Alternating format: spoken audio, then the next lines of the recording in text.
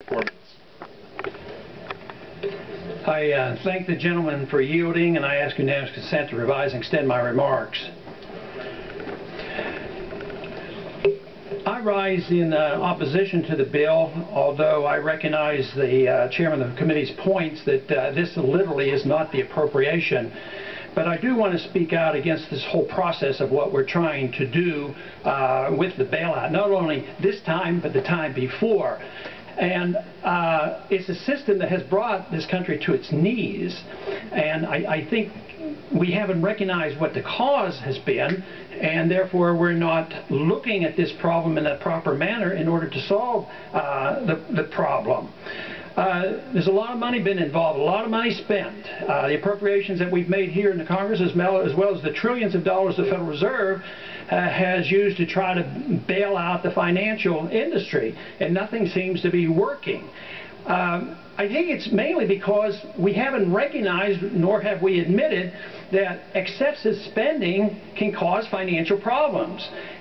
Excessive debt can cause some problems. Inflation, that is the creation of new money and credit out of thin air, can cause a lot of problems, and we've been doing it for decades, and it was predictable. This is not a surprise that we got ourselves into a financial mess because of a system that is deeply flawed. And so what do we have? What have we been doing now for the last 6 months to a year?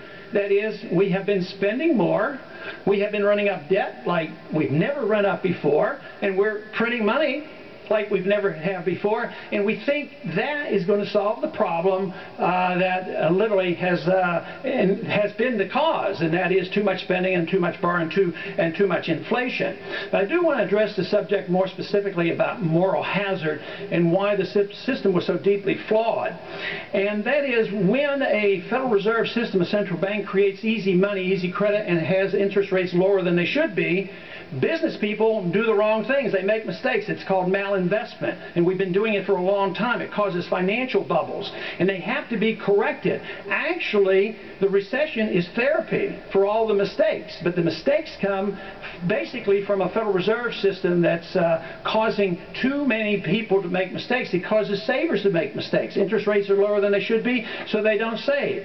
In capitalism, capital comes from savings, but for decades now, capital comes from the printing press, and nobody has saved. And that contributes to what we call moral hazard, as well as the system of the Fannie Mae and Freddie Mac system. It always had a line of credit, never had to use it, but the assumption was if we ever got into any trouble, the Treasury would be there and the Federal Reserve would back them up. And that existed for a long time, causing specifically the housing bubble to develop. Then we subsidize the insurance. The government subsidized insurance program further promotes the principle of moral hazard. People doing things and spending money, investing in the incorrect way. Then, with the assumption that we're all going to be bailed out, which we're endorsing that by bailing everybody out, people say, well, no sweat, because if there is a mistake, the government will come to our rescue. That's part of the system of the FDIC. Now, nobody can conceive of the notion that we could live without an FDIC. But the truth is, a private FDIC would never permit this massive malinvestment. There would be regulations done in the marketplace, and there would not be this distortion that we end up with. So the whole principle, and this bill actually makes it permanent, that the insurance will be $250,000 per depositor. Now you say, on the short run, that's pretty good, because that, conveys confidence to the system, because at least we know that our deposits are secure. But this is true. This is true. It helps on the short run, and then generally this is the way we work here. We always say, on the short run, this is going to be a benefit. On the short run, the bailout will help. On the short run, we do this. But on the long run, actually, it's a great deal of harm that's done. And matter of fact, today, the long run is here.